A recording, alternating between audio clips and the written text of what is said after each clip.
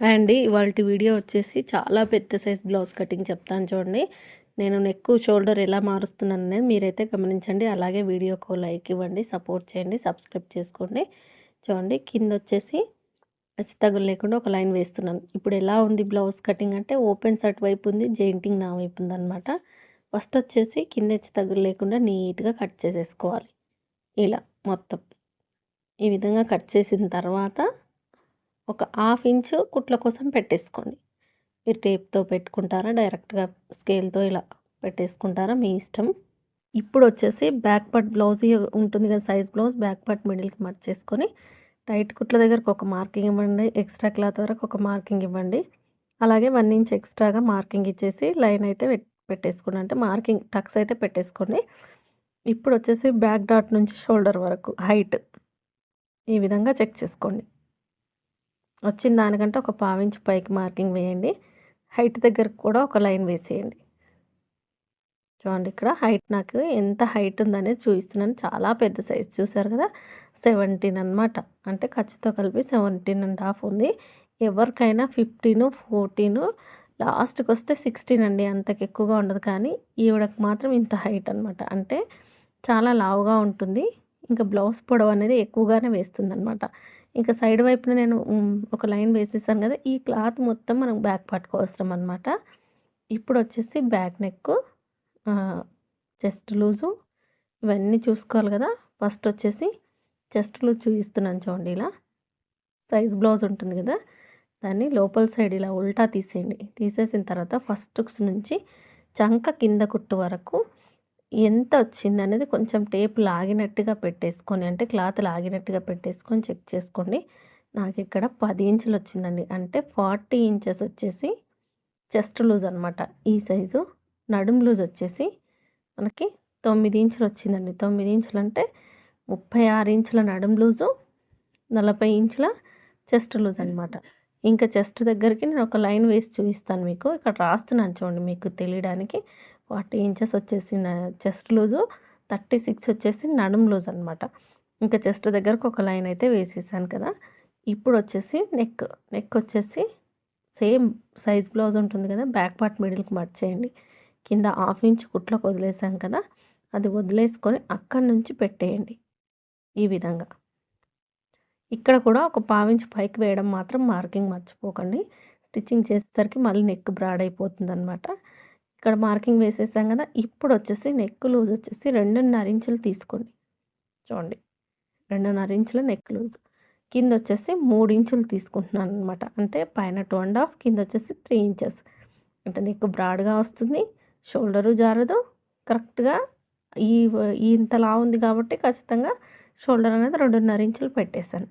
చూస్తారు కదా, కింద వచ్చేసి 3 ఇంచులు పెట్టేసి ఈ రౌండ్ తిరిగే దగ్గర హాఫ్ ఇంచ్ తేడాతో రౌండ్ తిప్పేసాను. నెక్ రౌండ్ అయితే అయిపోయింది. ఇప్పుడు షోల్డర్ ఎంత ఉందో అంత మార్కింగ్ పెట్టేసుకోండి ఖర్చుతో సహా కలిపి. అలాగే చంక దింపు కూడా ఇప్పుడు నేను పెడుతున్నాను కదా, ఇక్కడ కూడా కుట్టుతో సహా కలిపి మనం మార్కింగ్ వేసుకోవాలి. కుట్టు వేసేసరికి క్లాత్ తగ్గుతుంది కదా, అది కూడా చూసి వేసేసుకోవాలన్నమాట. ఈ విధంగా బాక్స్ షేప్ ఇచ్చిన తర్వాత ఇక్కడ చంక దగ్గర వచ్చేసి చూడండి, నాకు ఎక్కువ అనిపించింది అనమాట చంక భాగం అనేది. 8 ఇంచులు వచ్చింది, ఎక్కువ అనిపిస్తుందని నేను ఇంకొక 1 ఇంచ్ పైకి మార్కింగ్ వేసేసాను. వేసిన తర్వాత మళ్ళీ 1.5 ఇంచుకి మార్కింగ్ వేసాను. చూడండి లావుగా ఉన్నారు కదా, అందుకని చంక దగ్గర 1.5 ఇంచుకి మార్కింగ్ ఇచ్చేసుకొని ఇప్పుడు మనం ఏం చేయాలి, ఆర్మ్ రౌండ్ చెక్ చేసుకోవాలి.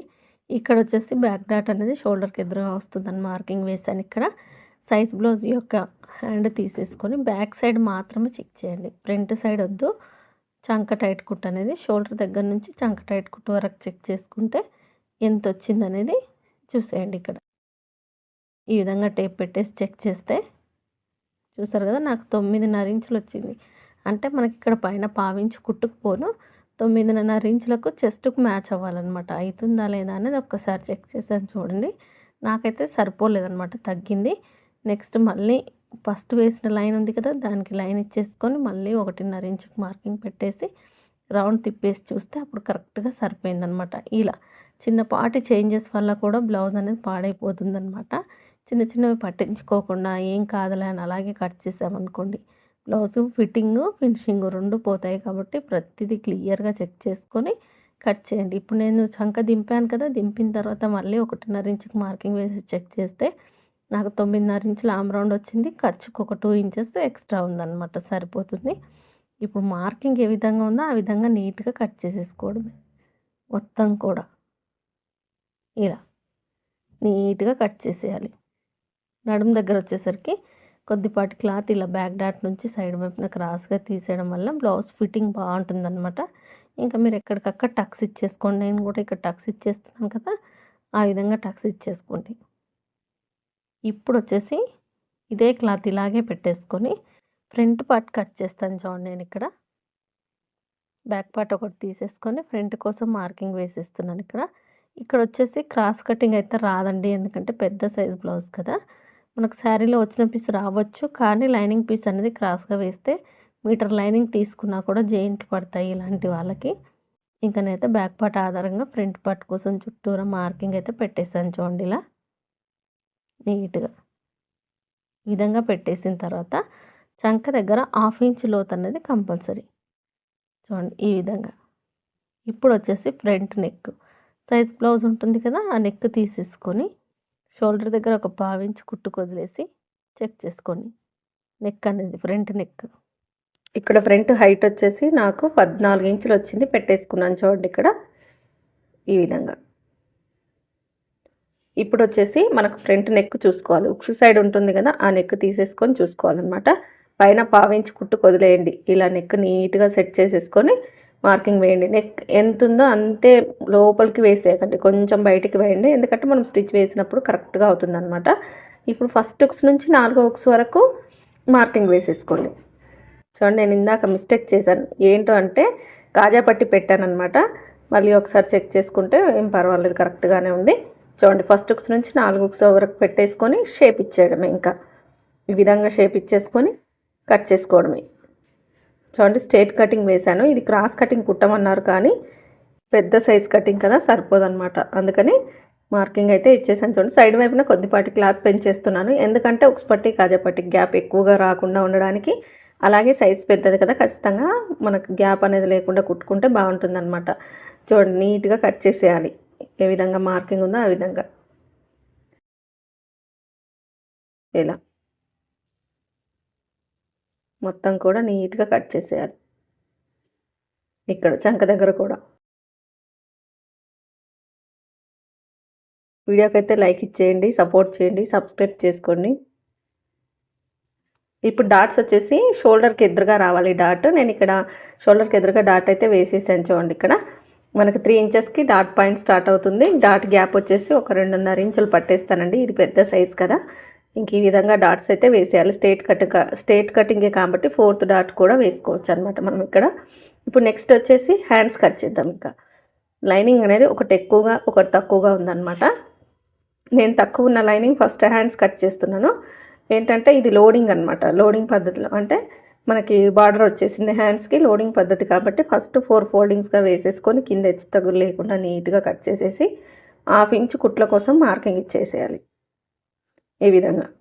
ఇప్పుడు వచ్చేసి బ్లౌజ్ యొక్క హ్యాండ్ హైట్, బ్లౌజ్ ఉంటుంది కదా, దాన్ని ఇలా ఉల్టా తీసేసి నీట్గా సెట్ చేసేసుకొని ఈ 1/2 ఇంచ్ కుట్టుకు వదిలేస్తారు కదా, అక్కడ నుంచి పెట్టేసుకొని హైట్ మార్కింగ్ ఇచ్చేసేయండి. వచ్చిన దానికంటే ఒక 1/2 ఇంచ్ ఎక్స్ట్రాగా ఇవ్వండి. అలాగే చంకదింపు దగ్గర కూడా మార్కింగ్ ఇచ్చేసేయండి. అక్కడికి స్ట్రైట్గా లైన్ వేసేసి షోల్డర్ దగ్గర వచ్చేసి మనకి చూడండి, చంకదింపు 3.5 ఇంచులు ఈ సైజ్కి. ఆర్మ్ రౌండ్ ఎక్కువగా ఉంది కాబట్టి మనకి 8.5 ఇంచులు ఉంది ఆర్మ్ రౌండ్ అనేది. ఇంకా షోల్డర్ దగ్గర 2 ఇంచెస్ వదిలేసుకొని అక్కడ నుంచి డౌన్ ఇస్తున్నాను చూడండి. హ్యాండ్ లావుగా ఉంది కాబట్టి 2 ఇంచెస్ గ్యాప్ వదిలేను అనమాట. ఇక్కడ జెయింట్ అయితే పడుతుంది. నీట్గా హ్యాండ్ కట్ చేసేసుకోవడమే. ఇక్కడ వచ్చేసి నేను కర్వ్ అయితే తీయట్లేదు, ఎందుకంటే జెయింట్ వేసిన తర్వాత తీస్తాను, పెద్ద సైజ్ కదా. మనకి స్టిచ్ తీసిన తర్వాత జెయింట్ వేస్తే సెట్ అవ్వదు కాబట్టి నేను జెయింట్స్ వేసిన తర్వాత కర్వ్ తీస్తాను. ఈ వీడియోలో కర్వ్ అయితే చూపించట్లేదు. ఈ మిగిలిన క్లాత్లో మనం క్రాస్ బెల్ట్ తీసేసుకోవచ్చు. క్రాస్ బెల్ట్ కూడా చాలా ఈజీగా కట్ చేయొచ్చు. ఇలా వేసేసుకొని నీట్గా మన సైజ్ బ్లౌజ్ యొక్క క్రాస్ బెల్ట్ ఉంటుంది కదా, ఉక్స్ పట్టి సైడ్ ఉన్న క్రాస్ బెల్ట్ తీసేసుకొని నీట్గా కట్ చేసుకోవడం. చూడండి, ఇలా పెట్టేసుకొని సైజ్ బ్లౌజ్కున్న క్రాస్ బెల్ట్ తీసేసుకొని ఇలా నీట్గా సెట్ చేసుకోవాలన్నమాట. ఒరిజినల్ కంటే ఒక 1 ఇంచ్ ఎక్స్ట్రాగా కట్ చేసేయండి.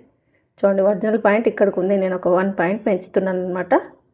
ఎందుకంటే మనం స్టిచ్ వేస్తాం కదా, దానికోసం. నేను చూడండి ఈ విధంగా మార్కింగ్ అయితే ఇచ్చేసాను, నీట్గా కట్ చేస్తున్నాను.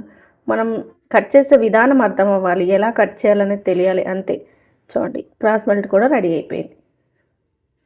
ఇంకొక హ్యాండ్ ఉంది కదా, దాన్ని ఇప్పుడు కట్ చేస్తాను. చూడండి ఇది వచ్చేసి హెమ్మింగ్ అనమాట. సేమ్ ఇందాక ఎలా కట్ చేసామో అదే విధంగా కట్ చేయాలన్నమాట. కాకపోతే హెమ్మింగ్కి 1.5 ఇంచులు పెట్టేసుకుంటాను ఎక్స్ట్రాగా. అలాగే ఈ వీడియో మీకు నచ్చితే లైక్ చేయండి, షేర్ చేయండి, సబ్స్క్రైబ్ చేసుకోండి. వీడియో చివరి వరకు చూసిన ప్రతి ఒక్కరికి థ్యాంక్ యూ సో మచ్. మీరు లైక్ ఇస్తున్నారు కానీ హైప్ అనే ఆప్షన్ ఉందన్నమాట, పాయింట్స్ ఇవ్వట్లేదు. మీరు లైక్ ఇవ్వగానే హైప్ అని చెప్పేసి అక్కడ పాయింట్స్ చూపిస్తుంది. మీరు కనుక ఈ వీడియోకి పాయింట్స్ ఇస్తే వీడియో అనేది ఇంకొంతమందికి రికమెండేషన్ అవుతుందన్నమాట. చూడండి ఇంకొక హ్యాండ్ కూడా కట్ చేసేసాను, ఇంకొక క్రాస్ బెల్ట్ కూడా కట్ చేస్తున్నాను అనమాట. ఇలా ఒకే సైజు ఎక్కువ బ్లౌజులు ఉన్నప్పుడు ఇలా కట్ చేసుకోవచ్చు. ఒకే సైజు ఒకే మోడల్ పెట్టమన్నప్పుడు ఇలా ఈజీగా కటింగ్ అనేది అయిపోతుంది అనమాట. చూడండి ఇక్కడ మొత్తానికైతే 2 బ్లౌజెస్ కట్ చేసేసాను. ఇలా నేను ఒక 5 బ్లౌజుల వరకు ఇలా వేసి కట్ చేస్తాను అనమాట, ఒకే సైజు ఉన్నప్పుడు. వీడియో నచ్చితే లైక్ చేయండి.